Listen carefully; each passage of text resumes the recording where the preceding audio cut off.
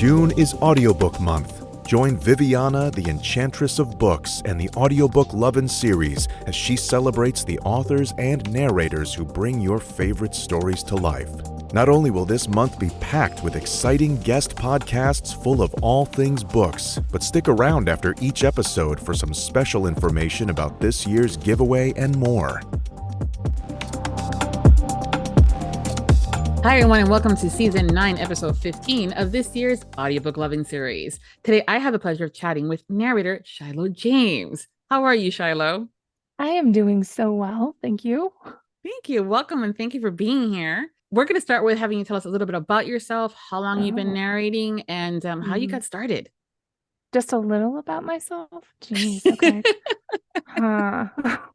Where do I start, right? Yeah. So I was born in... I am... Golly, there's so much... Let me stick to the narrator world and how I started. I am a longtime passionate lover of acting and reading in English. And I grew up doing all the theater that I possibly could until I was in my 20s. Life happened. I don't know if this is what you want, but I'm telling you. No, you're good. You're good. Yeah, keep going. Life happened. That's where we were. Okay.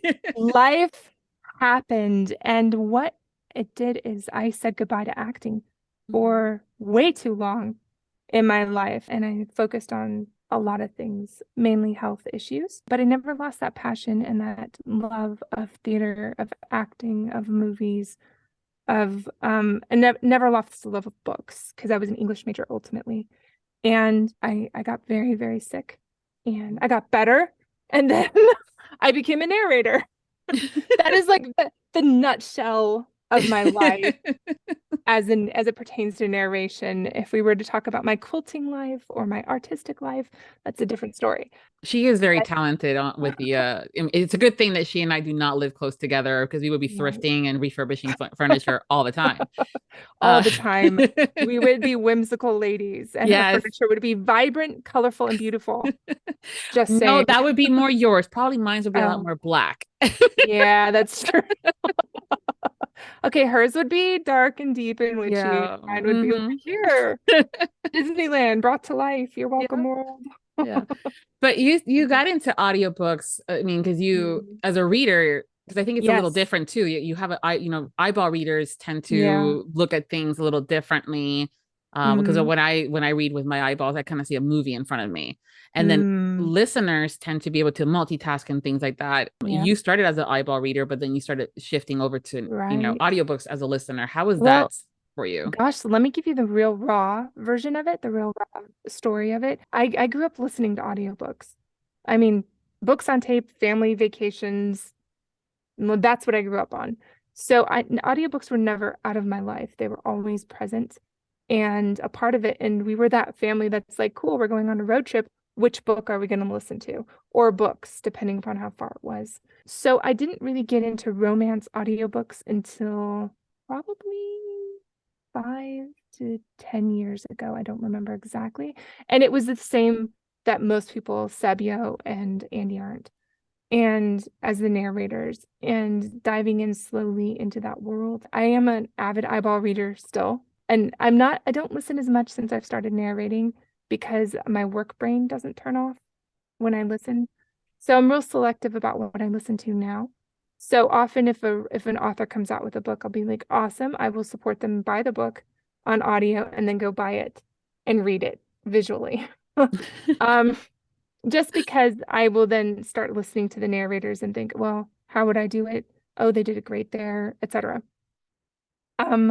Shiloh, focus. That's what I was going to tell you. Okay.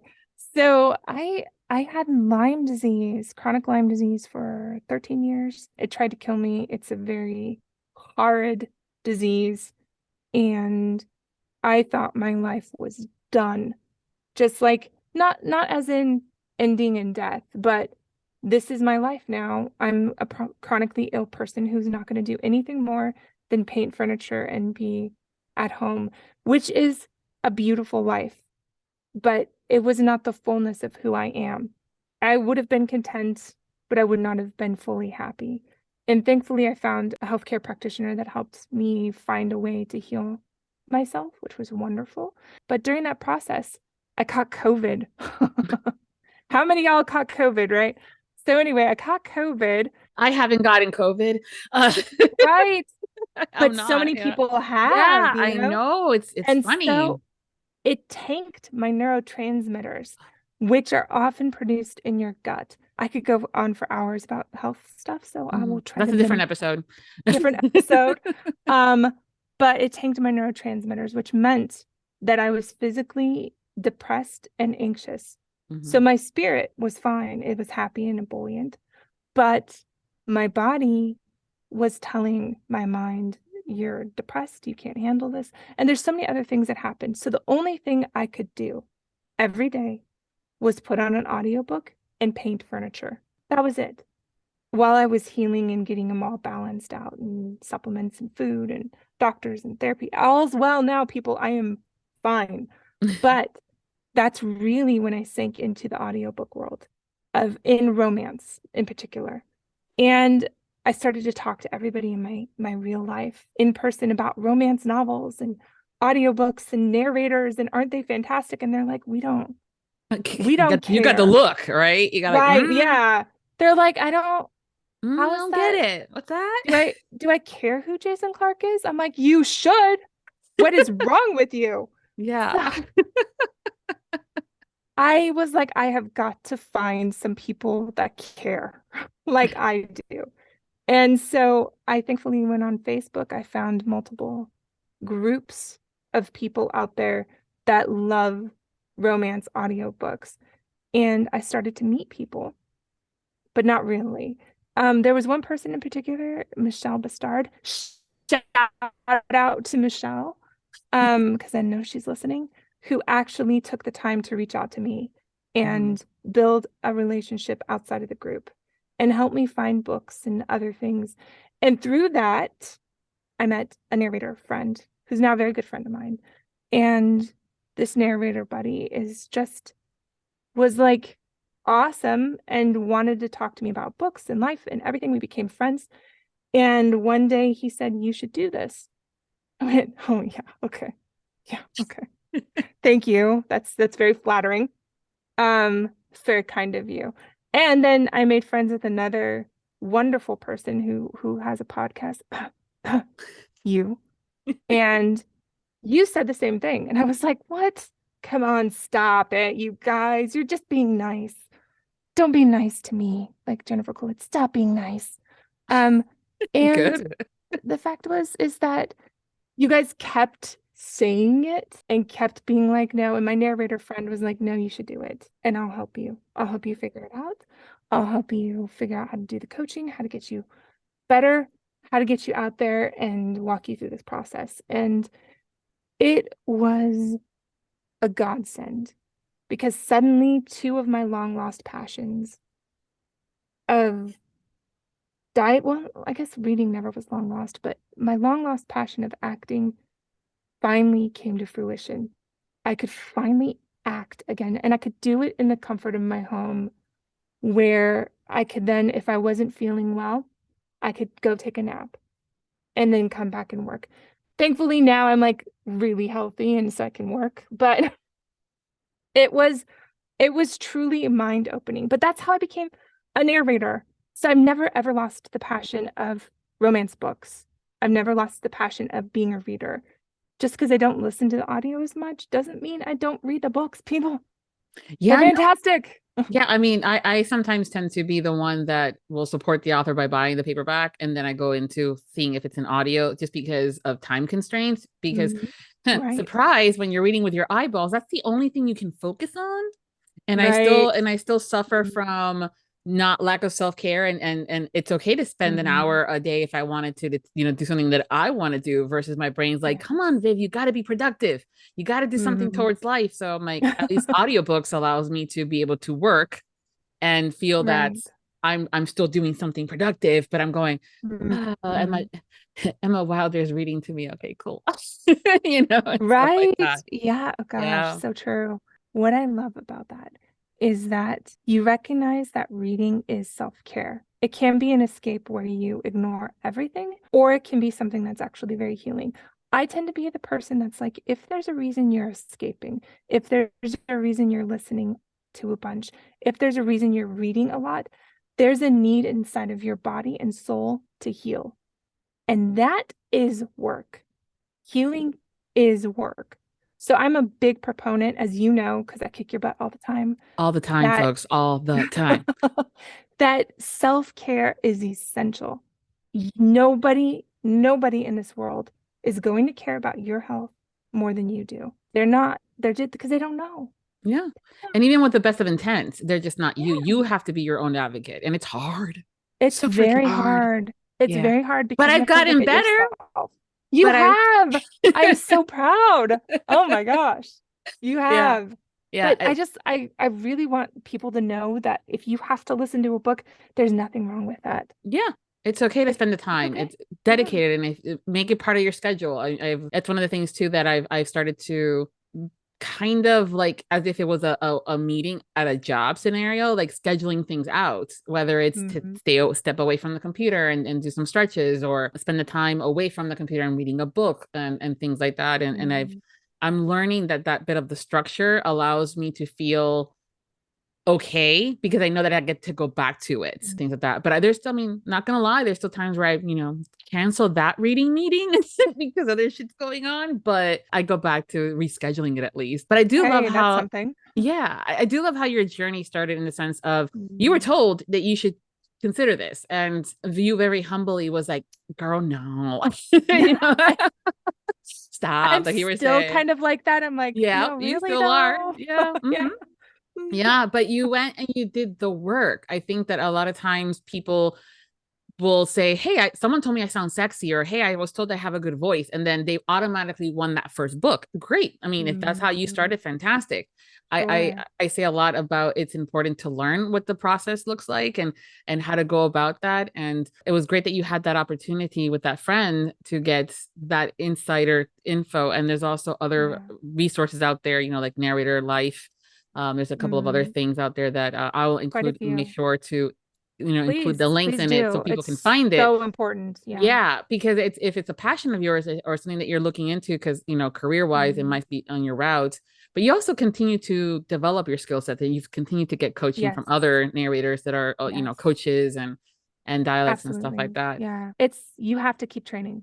You have to. Yeah, with everything's always something new. I mean, even business degrees, there's always something changes, or marketing and trends and all that fun stuff. Yeah. How, now that you've done a bunch of books, I think Audible is saying 10, but I also know that that's a lie half the time. I was gonna, by the time this airs, probably be, I think, 12. Yeah. So how has your process changed from that first book to this most recent one that you've been recording? Fascinating. Well, my first book that I recorded, I was very grateful. It was Snow by H.P. Mallory. And it was my first book, and there's a lot that goes into narrating and recording, as you know, and there's very many different types to enter into this business. And I highly, highly, highly recommend anyone thinking about it to truly consider, because this is full-time job. This is real work. This is not something that's going to get you quick cash. So anyway, the first book was a royalty share, which means you split the profits with the author. And I was the narrator doing all the points of view, including 3 different male POVs. And I edited it and produced it myself. That's hard. That is hard work, people. Kudos to those who are able to do all of that. I think retrospectively, I would never want to engineer a project by myself again. I would just pay the engineer. And because they do it for a reason, that's their career, they're specialized in it, they're going to be much better than I am at producing this. That being said, I'm very proud of that book. It's a fun book. If you like reverse harems and dark fantasy, go check it out. But I have now since then started working with production companies and individual independent authors, and it's a different process with each author and each book. But with a production company, I'm blessed to be able to just be handed what I need to do and turn around and hand it back. And they take care of making it pretty and sounding good, and out they go. And by sounding good, I mean levels and things. They're not altering my voice, and they're not altering my cadence. Yeah. They're Mastering not, it. Yeah. right. There's a difference. It's a Yeah. difference than a raw file. And so it's a very different process. And I actually prefer working with a company. And by that, I will include my independent authors in that as well, because they are a company as well. There's a difference. There can be a separation between author and narrator, it depends, or there can be a collaboration. And I prefer when I'm collaborating with somebody, whether it's my producer and engineers, or I'm collaborating with the author.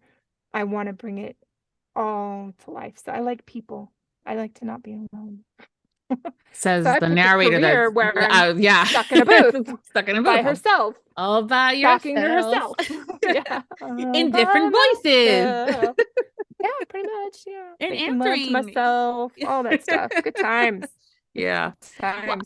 Well, I think it's something that you said there was important about knowing the process and how to do all those little steps at the beginning, but also knowing where you want to spend your time. And it's something too that I always talk to the authors and the narrators about, hiring out certain aspects of your world that would be, while you're looking at it as a cost, I always say, okay, well, it's going to cost you X amount of dollars, but how much time are you saving?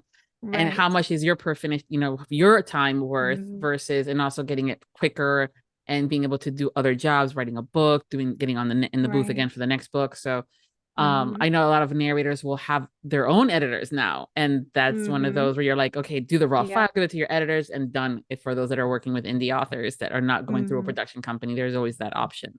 I know sometimes authors are like, how do we go about without doing a production company? Or can we do it without one? Or how does that work with one? We got you. Yeah. Narrators, we got you. A lot of the narrators produce their own audiobooks or have, like I said, and that's also themselves producing it, even if they hire out the editor on it to remaster it. It's still produced by the narrator. It's still produced by the narrator. Yeah. Yes.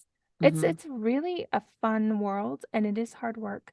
But it's the kind of hard work where it doesn't feel like hard work. It's just that I go to bed at night satisfied with what I've done for the day. And I feel like, thank God thank God I can work. I can't tell you, for a decade plus, I assumed I'd never be able to work again. Yeah. So to be able to do something like this, come on. I know. Please. Yeah. I keep waiting for someone to drag me away and be like, oh, whoops, we let you into the wrong room. How did you get in here? And I'm like, no, I will kick their butts. I will kick their butts. Yeah. But I think also too, it's important to say that it's hard work because there's a lot of it mentally, but also physically too. A lot of people think, oh, narrating, I'm just sitting there reading a book. No. Sitting is not difficult. I'm like, have you tried sitting down without moving or making sure your chair doesn't wiggle or, when you're speaking, that your stomach doesn't start growling? And for things like you and I, what we're doing right now, if there's a little bit of that noise, it's no big deal. No one's paying for this, right? Right. Yeah, pretty much.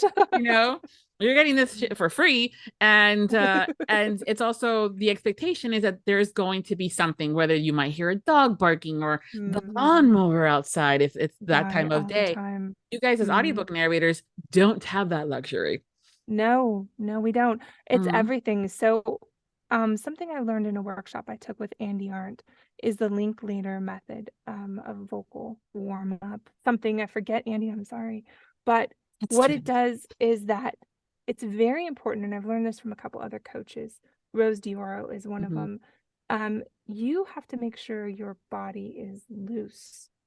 So you have to make sure that you are doing the stretching, the yoga, the exercises, whatever it takes to get your body relaxed, because the voice will constrict if you are tense, and you won't get the fullness of a voice if you're not doing that. So not only do you have to make sure your body is physically able to kind of chill and be kind of in shape, you have to be okay with sitting for hours still, somewhat still, hours, and that hurts. Think about when you take a long car ride. how much do you hurt? So I often, like many narrators, will get up after a chapter or two and walk around, or get on my trampoline, bounce up and down, or do a couple minutes on my bike, and then come back in. And then after a long session, I'll make sure I ride the bike or do some kind of aerobics to relax the body again, because it's tough. It's tough work, and you don't know that it's tough. On top of that, you got to make sure your voice is okay, your throat's taken care of, that you're coming from the right spot and you're not damaging your throat. So there's a lot of technical things behind the scenes, mouth noises, body noises, like we talked about, Yeah. that you've got to try to learn how to manage. And then you can get in the booth and start to act and be in the character and try, and then all the things that go into that. And it's not just a nice voice and ability to read. There's so much more to it. And the industry is shifting and changing. It's changing. It's going from a more reader type of narration, especially in romance in particular, to a much more performative space. So you need to be able to act. And as one of my coaches and friends keeps reminding me, go get acting lessons. I'm like, I've had them, but he's not wrong. So I do get them. Yeah. Well, I do. You hear that, friend? Yeah. But again, it's one of those where I kind of look at it like a chef knife. It's already sharp, but you still have to hone that thing. You still have to add some every so often you have to sharpen it again, and then you have to hone it, and then you go through that process. Because like with anything, through time, like you were saying, the trends have shifted, the concept of what these audiobooks are is shifting, how you're going to stand that as your brand, your business. So there's still multi-level facets of you just not sitting there acting a book out. There's just so much more. Especially so much. This industry has changed, because it used to be you just go into the studio, do your thing, and then you were done. You got paid, you were done.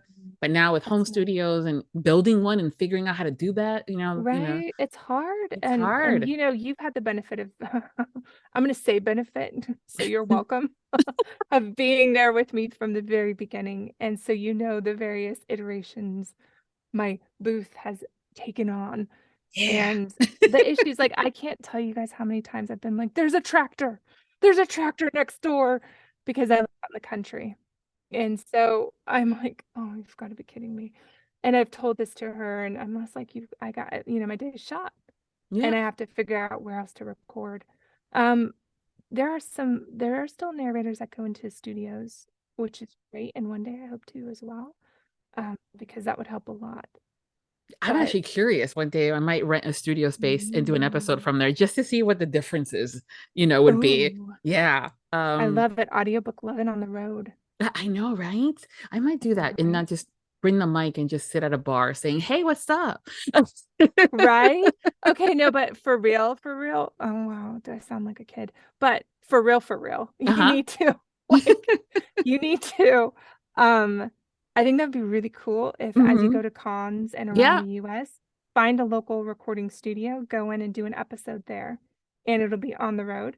And then if you want to do a public space one, like, well, when I first started, I know sometimes people forget or didn't know that the podcast is a spinoff of the series, which is where we're doing this for.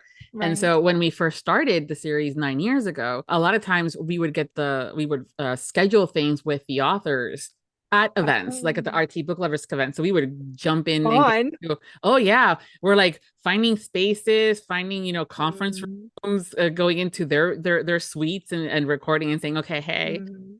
Hey. Oh my gosh, you need to have at least one or two of those a year. Yeah, so now that we're back to being in public with folks, it's something that I'm going to look into as far as able to record on the road. And who knows, maybe I can do renting an RV and go to conferences and just business tax deduction. Why do I think that is like an awesome idea and I want to play? I don't even like RVs. I don't know. Actually, I've never been in one, and I should be in one, but I'm just saying you should do it. Yeah, we'll see. Yeah, like pirate radio of old, where they would have to.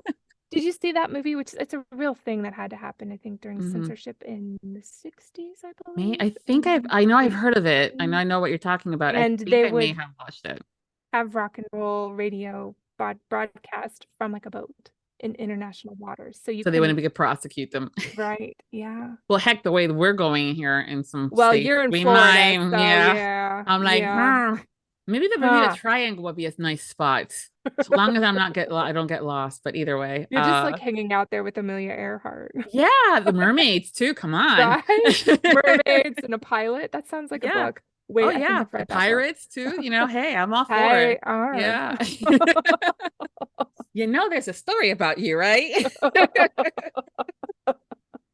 They're like, we know. Yeah, that's for sure. Well, with stories and stuff, I mean, we always, when we're eyeball reading, we kind of hear the characters sometimes in our heads. Authors have shared how when they're writing the stories, they hear characters. Now you're getting a script and the book, and now you kind of have to decide how they're going to sound. Yeah, I do. Yeah. And, what's your process like to do that? Well, no. So there's a process. I personally like to prep my script by reading the book first, or at least doing a very deep skim.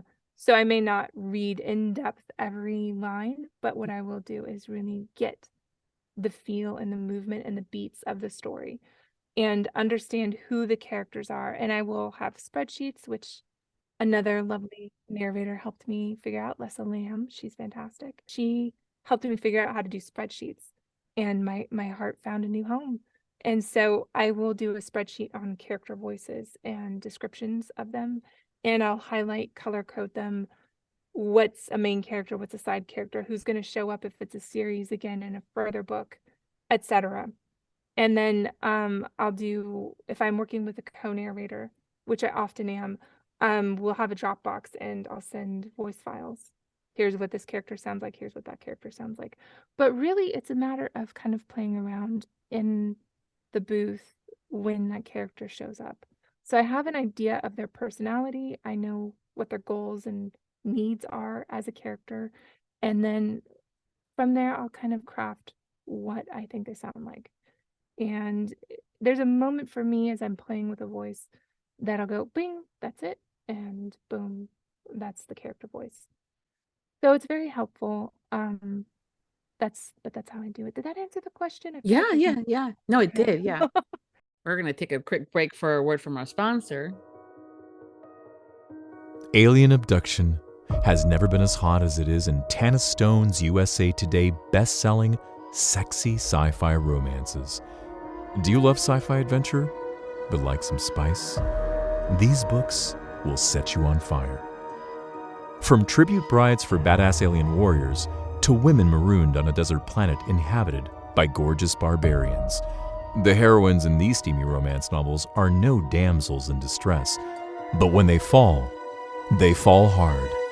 Are you ready to fall for your next book boyfriend? Escape to another world with Tana Stone's alpha heroes who will have you wishing for an alien invasion. And now we're back. I mean, a lot of times the authors will give you those cues of like he has a gruffy voice, or her as she gets excited, she talks more faster. But other times you're going, oh, there's a list, and you don't find out about that list until chapter 10. Right. And that's why it's so important to prep a book. It really is. And I think the benefit of having co-narrators, because I know some narrators who don't prep, and I will actually, prep is the wrong word. They don't read the book first. Yeah, because there's a lot of prep that goes into it aside from reading the book. And so a lot of that is also working with your co-narrator, going, hey, my schedule has been jam-packed back to back to back. I haven't had time to actually read the book. Did you? What are some notes? Having the author come in and give notes about the characters really helps as well. And the benefit of cold reading is that you get the raw reaction as the narrator's going through the story. I'm too much of a control freak that I'm not there yet. Maybe one day, maybe on a couple stories, we'll see. I don't know. But that is not my process. I have to read the story. So yeah. Although there was one day I was not feeling very good. I was tired. I really wanted to sew or paint or, go outside or do something. And I was like, well, I got to read this book. It's a good book. I'm enjoying the book, but I didn't feel like reading. space. I thought, I wonder if I could just listen to the audiobook while I get ready. And I was like, Shiloh, my sweet, sweet Shiloh, you dumb person. You are the audiobook. There is no audiobook without you. So you have to read the book. And I'm like, oh yeah, okay. So you're welcome, world, that you get to like go out and garden and paint and do all the things that you can do. But I laughed so hard. I was like, oh my gosh. You're such a reader, though. That is such, what we think. We're going, oh man, I want to be able to multitask. Let me go look to see if it's an audio. And you're going, oh shit, that's right. I'm making it. It's not in audio yet because I haven't recorded it. Right. So we're in a conundrum. Here's the problem. Okay. Yeah. So yeah, but I really enjoy the books that come across my queue. They're not necessarily books I would have sought out as a reader on my own. So I love that opportunity to have these books come across, because there's so much, I guess it's like being given permission to eat the chocolate, try the new flavor of donut. We sometimes stick to our comfort zones because we know we're going to love the caramel vanilla swirl. Like, we know that ice cream is going to hit the spot and we're going to be happy. And if I could just have not that she's calling me out on that at all. I'm 100% calling her out. Just letting you know. But when you have to go try the strawberry cheesecake ice cream, and you have to go eat the chocolate medallion one, it's kind of like, fine, I guess I'll go. But you're secretly so thrilled, and it tastes delightful, and you find a whole new world of books that you enjoy. So I've done a reverse harem. I'd never read reverse harem before I did one, and I was like, okay, all right, this is fun. I get you people now. I'm in. Yeah. And I've done dark mafia, I've done dark romance, suspense. I've read those before, so I was like, cool, awesome, let's do it. And I also did an alien romance, which will be out by this time. And I didn't think I had ever read an alien romance. I was wrong. I have absolutely read alien romances, and I have loved them, and there's no shame in that. I thoroughly enjoyed narrating it. But I have honestly, I'm just that puppy, you know me. I'm like, this is so much fun. Guess what I got to do? I was kidnapped. I got to mourn. And it's being able to act in all of it. It's a lot of fun. Yeah. When it comes down to romance, a lot of the scenes are, we're going to get the meet cute moment, regardless of the genre. There's going to be that moment where they meet. And then there's going to be some of the conflict, and then the making up, and then the sexy times, or when there's a lot of banter. What's your favorite type of scene to narrate? The breakups. Yeah. Yeah, I do. Two different ones. I love doing the part where they yell at each other and get angry. Because I'm such a happy person. That's not something that happens a lot in my life. So living vicariously in anger. Right. It's cathartic. It's cathartic to be like, get out of here, you bastard. But I love comedy. And so oftentimes I like the banter parts as well, or the parts where the female narrator's like, okay, well, that happened. Like, I just walked into a store. There he is again. And so the kind of humor that can kind of happen. I love humor. I don't know if scripts are naturally funny or if I'm infusing it with humor, because I often laugh a lot in my normal life. So I often find humor, and I'm like, I hope this author meant for that to be funny, because it's funny now. It is, yeah. They're like, with sarcasm now. Yeah. So. Can you imagine that review? Yeah, Shiloh James makes this a book to be a romantic comedy. Fantastic. The dark mafia romance. Exactly. I will bring light to the dark, people. Yeah. Well, I mean, I think in life, we all kind of have ways to deal with it. And sometimes humor are those moments. I mean, we've all heard that moment of someone laughing at a funeral, right? I mean, hell, I did that. Everyone does. Everyone laughs at a funeral. Yeah, it's just Like, one of I those. mean, you have to. It's cathartic. Laughter, crying, it is all your body releasing extreme emotion. And it's not necessarily the corresponding emotion that it should be, quote unquote. Yeah. Just Yeah. let your body feel. Release it. Yeah. Release. That's right. We're talking about releasing Yep. on Audiobook Loving Podcast Series. How do you release? Well, let's see. Laughter, people. We're talking about laughter. Get your minds out of the gutter. Yeah, no, they all know where my mind goes to. That's fine. I am that friend that can make anything into a sexual innuendo. She's learned that quickly. Even while she was getting out of the booth, she's like, it's tight here. I'm like, yes, it is. That's what she said. Oh my gosh. Oh yeah. Gotta laugh.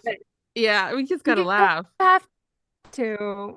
You have to find the humor. Well, and I wonder too if people are casting me into roles where there is a sardonic moment with a character or the humor, because that is something that I am Project.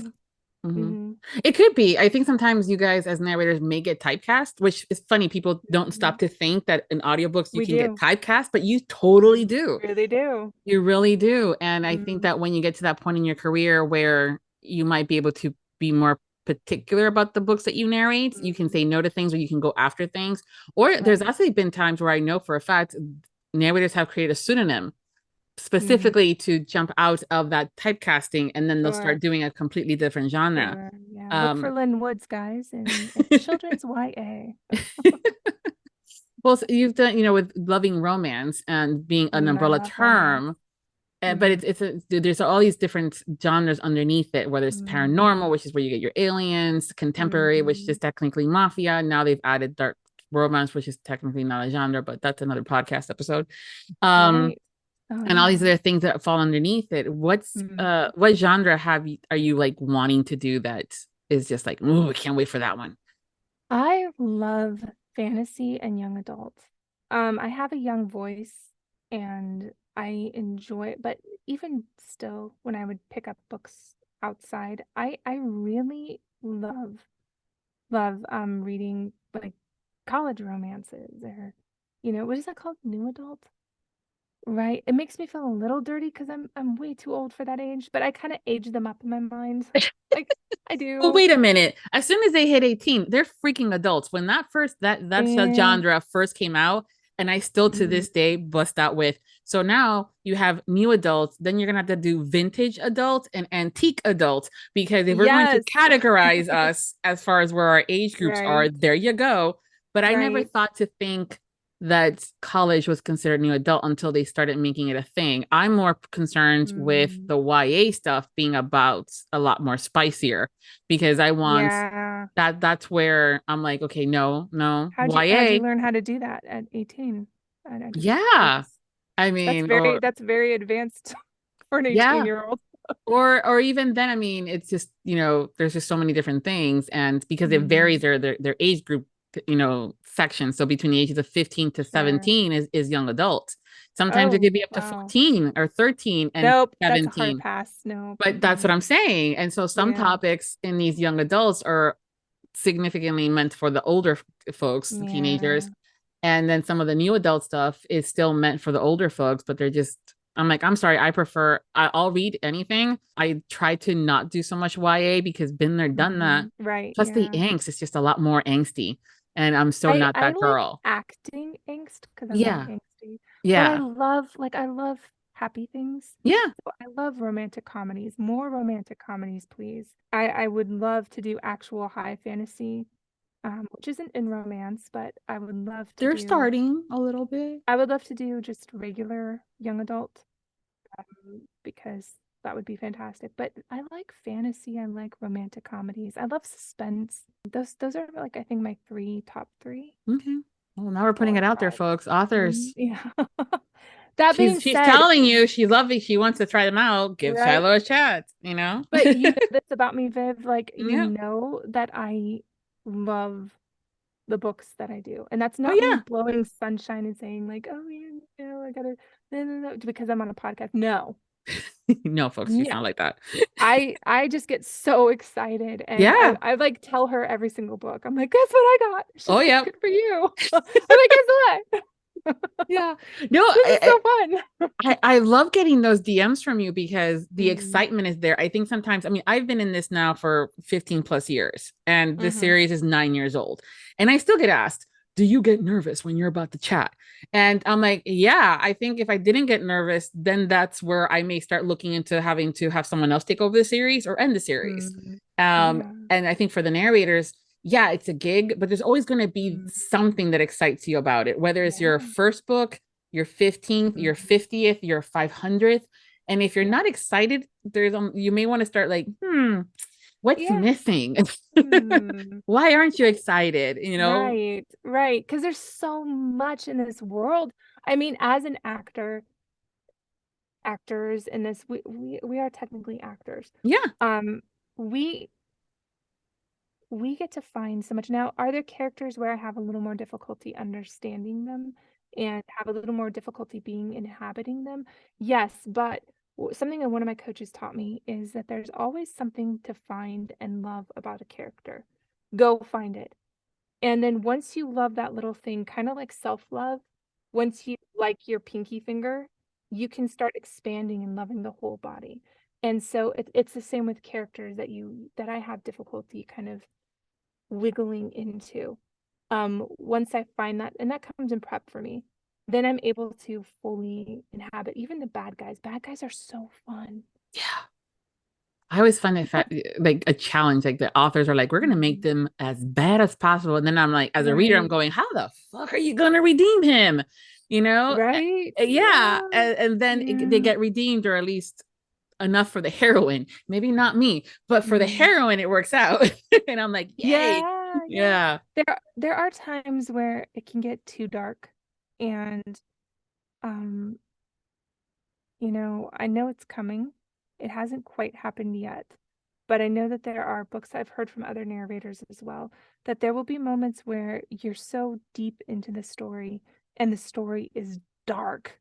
It's just got some real nasty, heart-wrenching stuff, and you need to get out of your head and get out of that space and get outside and do something that lifts up the spirit, because we have to feel what the characters are feeling, and not in a way that's damaging to us, because we're actors. We have to have that space between that, and so that we don't hurt ourselves. But you have to embody those feelings, and through embodying it, sometimes it will affect you. So we're back to talking about it being a physical job. When you embody a sound and a voice and an evil, you have to then go out and exercise it out. At least I do. I'm a very physical person. So I don't know what we were talking about, but I thought I'd share. Yeah. No, but that's Like, true. I don't know. Because, I like went like, somewhere. there's the thing is that, like, right now, as of we're talking and when this will air, dark romance is getting very popular. And for me, like, right now, the main concept of the dark romance are like the mafia. And I've read mafia books before. Right. And I've read it where she gets kidnapped and all of a sudden she's like, I hate you. You're hot, but I hate you, and things like that. And I've in my reading, growing up, I've read stuff like that. Now, though, they're diving deeper in things where there's mental health issues or violence, and they're getting more into the nitty gritty, which before maybe they allured to it versus that. And so there's times too where I'm like, as a reader, I mentally, I'm not in a place where I can put that difference and prepare myself mentally and keep myself safe to not go down that path.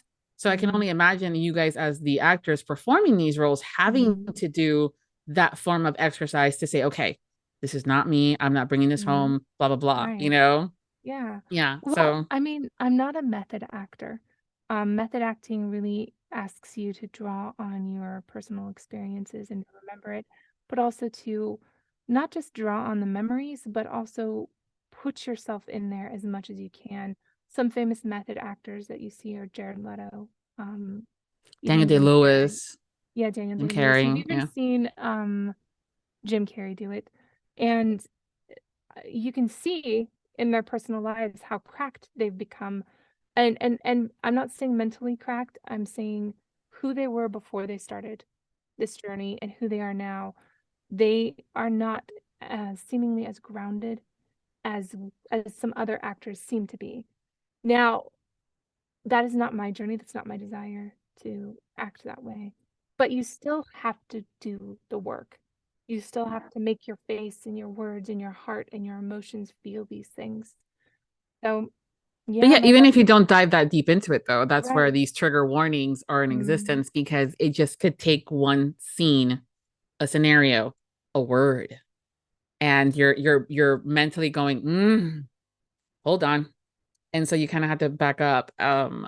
So it's interesting to see how a lot of folks are wanting to dive into that. And I'm like, I want to go into a happy land where there's elves and werewolves and vampires that will bite me because they love me and they're trying to keep me safe, you know. But then even then there's elements I'm going, yeah, Viv, there's still dark shit in those. I'm like, okay, just colored differently. But yeah, I can, from you guys, from acting those things, it's always that's also part of that physical thing you were saying. It can take a toll to carry that persona in that moment for that Right. long time. Yeah. Yeah. Well, and I think a lot of our job is therapy. So it's really important to make sure that you have an outlet that is healthy and you're talking to somebody, whether it's a therapist or a friend, depending upon your own journey. And for some people, it doesn't affect them, which is great. Yeah. Mm-hmm. Fan-freaking-tastic.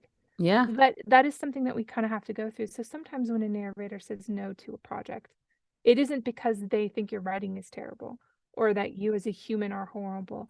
It's because they're protecting, they know their limitations. And that could also mean they're busy, whatever. Yeah.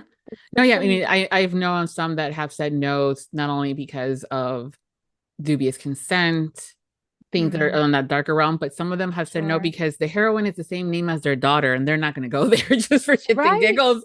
And they're like, no, can't do it, Captain. I'm like, perfectly fine.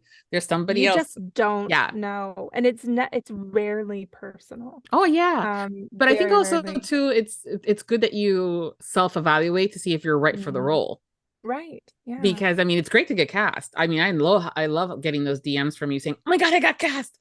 But at the same time, it's one of those, like, when you're looking into it, I'm like, well, maybe it's just not the right fit for me, or the accent isn't my repertoire. Girl.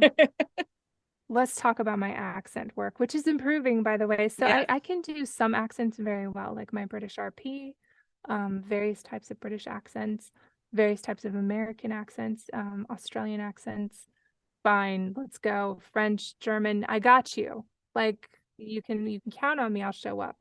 There's one accent that I just got an audition for, and I hope I get this book because I've actually been practicing and I no longer sound terrible. But I will say at the beginning, let me give you some background, people. I grew up in Southern California. I grew up in LA. We are very close to the Mexican border. I am surrounded by many, many Latinos and Hispanics in my life. I have been surrounded by Mexicans, Hondurans, Latin Americans my whole life. I could not do a Spanish accented English to save my sweet little hiney for the longest time. I can now. Every time I tried it, I sounded Irish or Russian. And I was like, well, what's this about? And I realized it was actually a block, a deep respect for the cultures I grew up around that I don't want to caricaturize. Yeah, I don't want to characterize. I don't want to misappropriate. Yep.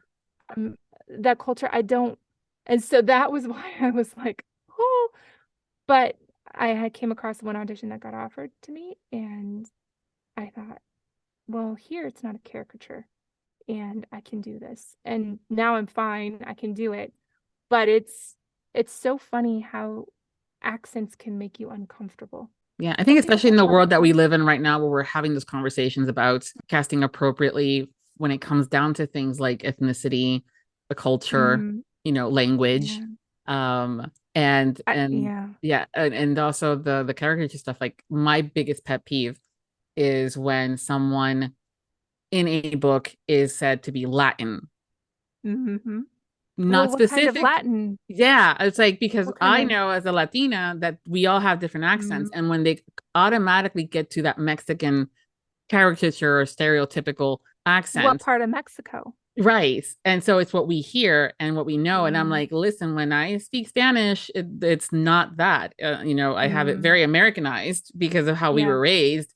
I Mm, While I have some, I mean, people always say, what? I'm like, what? I go, I have a bit of a minor lisps for certain words. And yes, mhm, I have, there's something like an accent, but no one can ever pinpoint it. So mm, as a first generation American, sometimes the mm. characters will have full blown on accents. And I'm like, not if they were born and raised in the States. Right. Yeah, it's true. And I've known people who are both. I've known first generation Americans who have accents, and I've known first generation Americans who don't have accents. And it's such a tricky thing. I came across an audition for a book which I did not go for because I knew I could not fulfill what the author wanted. Where the author put down very specifically, I want this character has a Spanish accented speech. But she said Latin accented speech, and I thought, well, which area of Latin America are we talking about? And then she says he sounds like Antonio Banderas, who is from Spain. And I thought, okay, I'm not touching that. Another character in that book is supposed to sound like, and I quote, a Black middle-aged woman. And I thought, Yeah, that no. is not an accent. That is a description of that person, but not a description of how they sound. What does Black sound like? And so for me, I just think no, that's a hard pass. And that's something for authors to think about as they're writing. I mean, there's so much that you guys already think about, but Yeah, I think really the think community about is that. getting better as a whole when it comes down Mhm. to both sides of, as the author writing it and then the narrators performing it. And it's Right. a conversation that can happen, you know, politely, with Mm. kindness and Right. What? open-mindedness. I know, No. adulting. Stop. Yeah, and I think making sure that we have representation and different Mhm. ideas at the table Right. where what does not, what fits, what doesn't. A lot of Right. times there's a stereotypicalness that, because you're Latina, your skin is this particular color, you act a specific way. I'm like, I have cousins that are as white as you, Shiloh, Right. as far And as pale like people. pale white skin, blue Mhm. eyes, and Yeah. a brunette Yeah. hair, blonde hair, and they're from South America. And Exactly. then I have other folks that are, they're from, Africa, that are, Mm. Asian descent. There's a huge community of Asians in Mm. Cuba. So they speak Yeah. Chinese and they speak Japanese, but they also go with Right. the oye que no sea cogoño, so it's Right. like all these Yes. different cultures.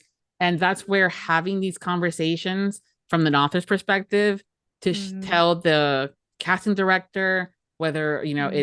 it's a production company or the production company, or just if you go straight to the narrator, Right. providing that information in advance helps you weed Right. out the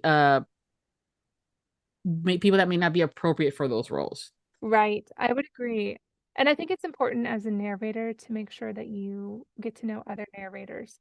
Uh, so then, Networking. right. So that if an author comes to me and says, I really want you to play an African American woman in this situation, and I could say, awesome, I really appreciate that. Thank you so much.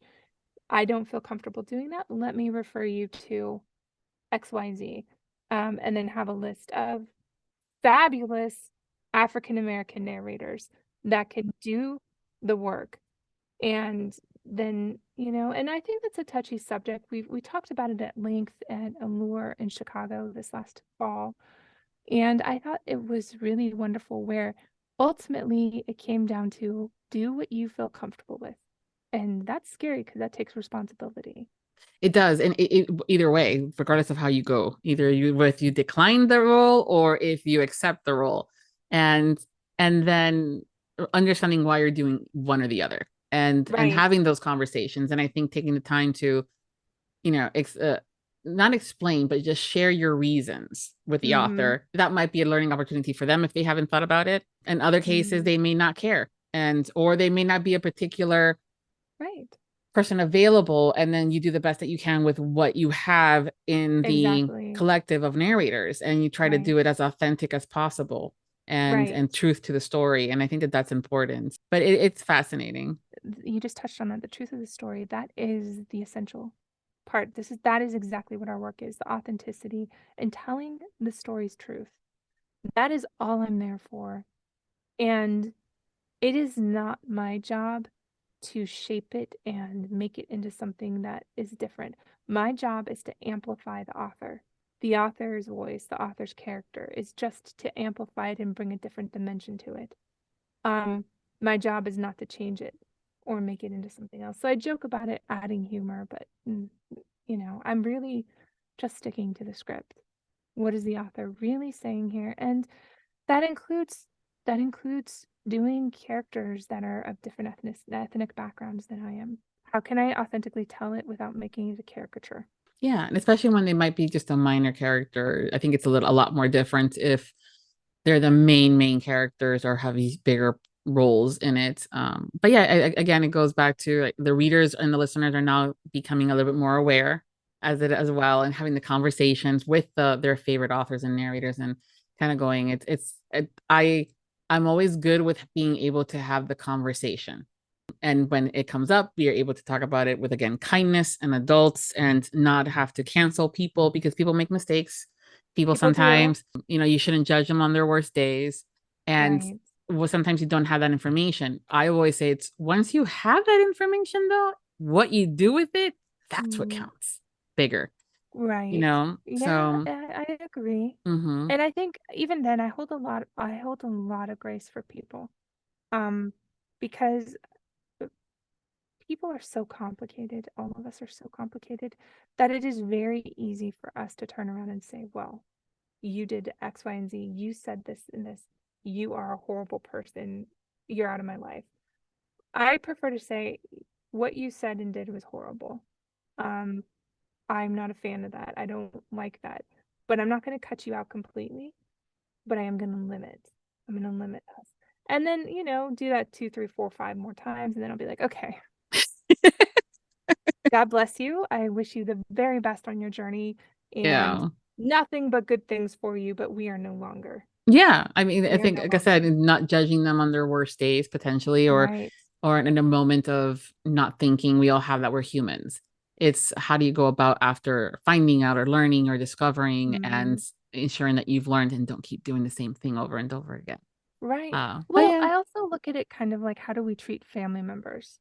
We all treat it differently based upon what we do for our trigger warnings or for ourselves in our own mental capacity and our own mental health. I get that. But everybody has a family member or 5 who have very different viewpoints than they do. And the question is, are you going to sacrifice relationship and the potential for both of you to grow as humans because you have different viewpoints? Or are you going to say, let's put our viewpoints to the side, or I can ignore that. That is your viewpoint. And, we can move forward. Because for me, relationship is the most important thing. But in business, that's a different story. Yeah. I think it's important to kind of learn some of those boundaries. Just like you guys as narrators should have boundaries with the fans, there's always also the fans having to have boundaries with the narrators and authors and people, because it's business and you have to differentiate that. And it's important to be able to kind of guide that thinking and then figure out what the results would be, whether they're good results, not so good, okay. And then say, and then say, I learned, bye-bye. Yeah. I learned. I'm out of here. I learned. Thank you. Bye. Next. Yeah. Trust me, there's always a line and there's always replaceable. So, I mean. Yes, it's true. It's very true. It's one of those where you kind of learn. But we've been learning a lot about you in this entire conversation. I want to go a little step further and and play the game of 2 truths and a lie, where you tell us 3 things about yourself and we have to figure out which one's the lie. This will be fun for me because I know you pretty well. You know me pretty well. Okay. So let me You did the homework? I did do the homework. I did. And I actually came up with too many lies. Mm-hmm. So what are So your it's three gonna, because it's things? gonna be really hard to Yeah. fool you. Mm-hmm. Okay, so let's see if I can tell this. All right, here we All go. right. Ready?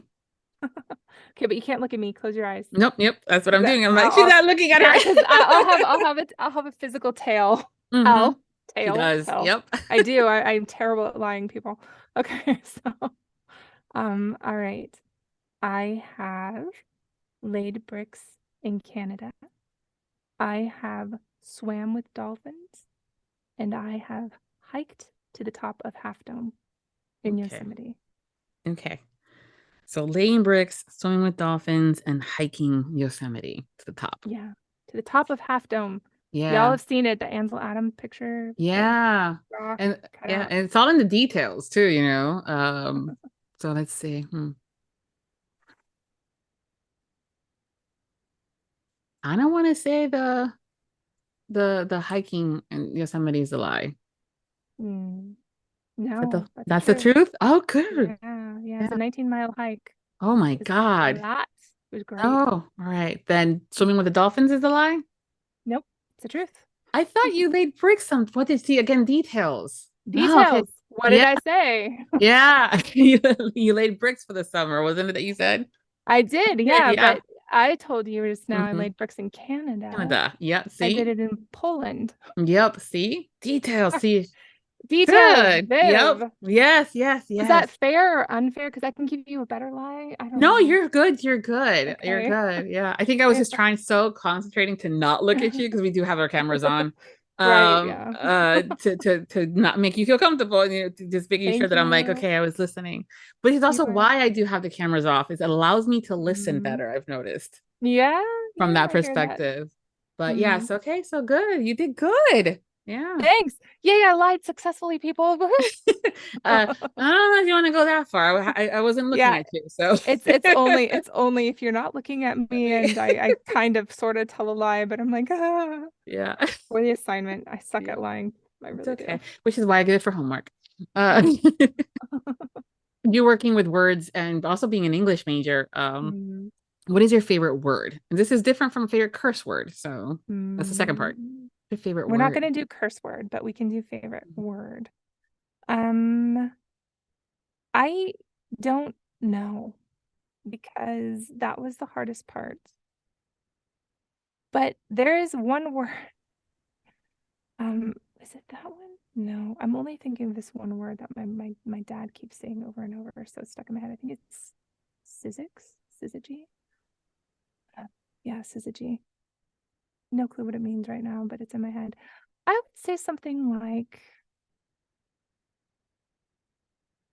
I'm always telling you, I'm always saying it. It's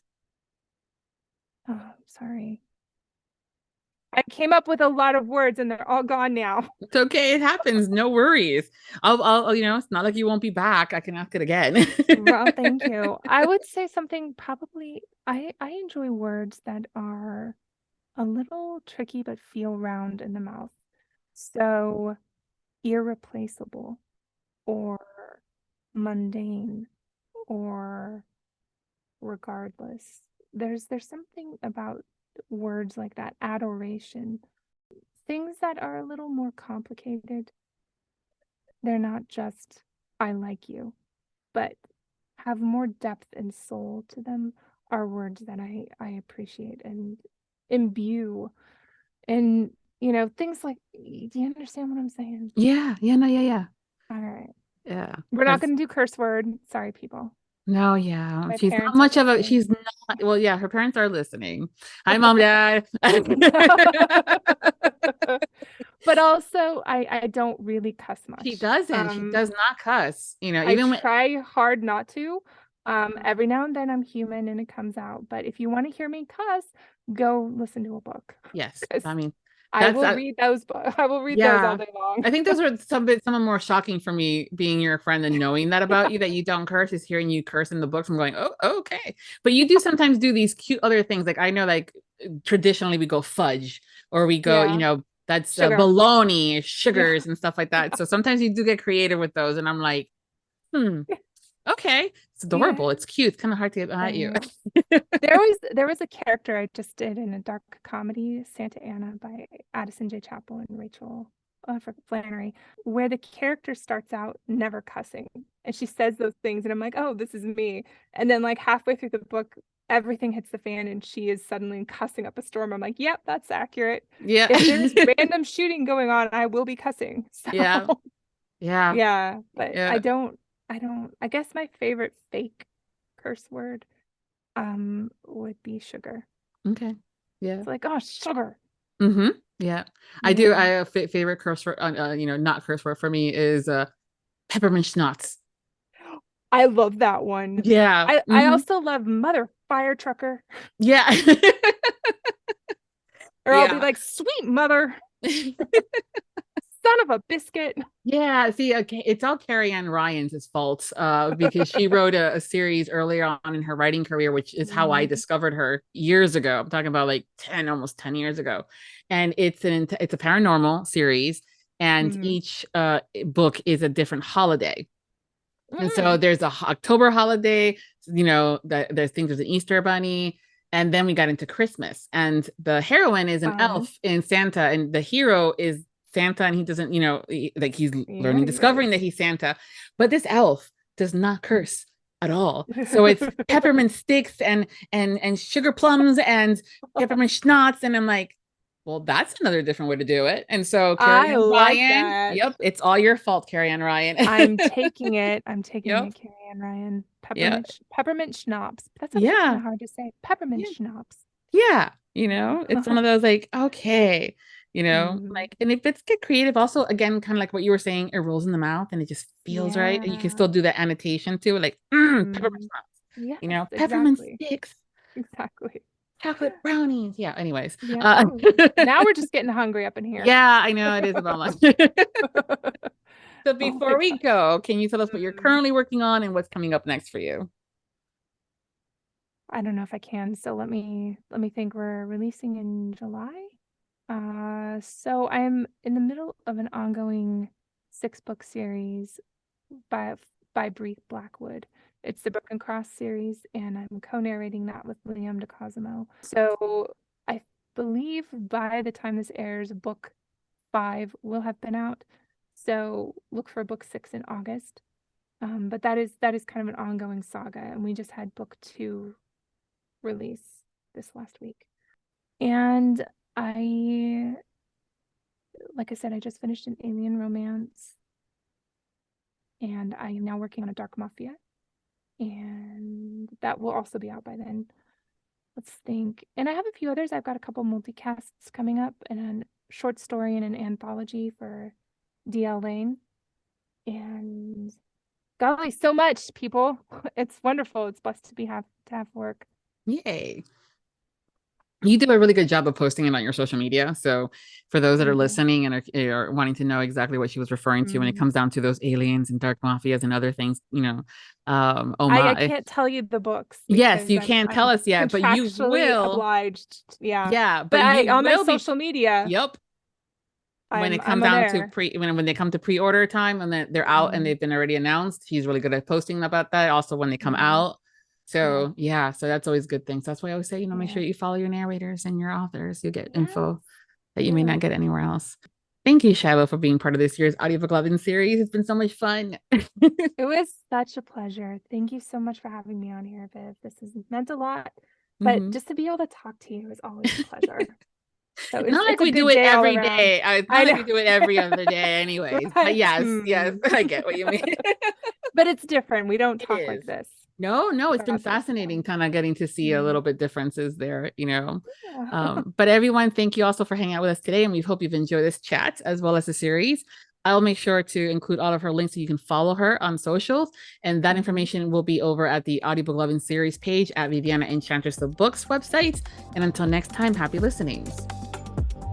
A special thank you to authors DJ Krimmer, Tana Stone, Landon Beach, PJ Fiala, and all of our sponsors of the Audiobook Lovin 2023 series. Visit today's episode post to listen to sound clips of some of the books we discussed and enter the month-long giveaway. If If you enjoyed the Audiobook Lovin podcast series and you want more, join the Audiobook Lovin podcast Patreon for early access to podcasts, exclusive content like the Would You Rather game and dinner party guests, and additional incentives such as bloopers, graphics, and much more. Support the podcast by becoming a Patreon at www.patreon.com/audiobooklovin. Thank you for joining Viviana and her guests for this podcast, and we hope you tune in again as we continue to celebrate Audiobook Month. The Audiobook Lovin Series is hosted by Viviana, the Enchantress of Books. Please make sure to visit the main page linked within the post to learn more about the entire Audiobook Lovin Series and the enchanting author and narrator guests who have joined us over the years. If you've enjoyed today's episode, please consider leaving a review wherever you listened, and please follow us on social media platforms and subscribe to the Viviana, the Enchantress of Books newsletter. Until next time, happy listening.